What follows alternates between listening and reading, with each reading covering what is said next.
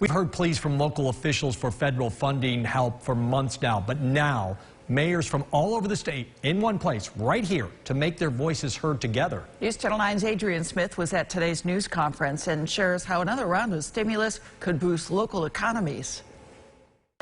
Since the beginning of the pandemic, local governments have been forced to ask what's next as they're trying to balance the negative effects brought on by COVID-19 and continuing to fight for their communities. We've been talking about the need for federal aid for a long time, and while the positions of various federal officials continue to change, the need does not, and in fact, it grows.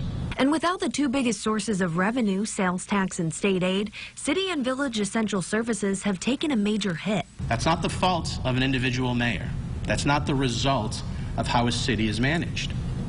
And whether it's your parking revenue, your sales tax, your state aid, a host of other revenues, we are left having to make the decisions. Right now, the federal government is picking winners and losers when it comes to the stimulus.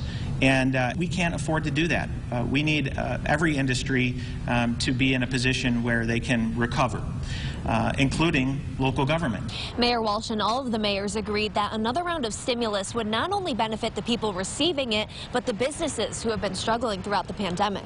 That is impacting our businesses on top of what they're dealing with strictly from the pandemic. The stimulus is needed in every industry. It's needed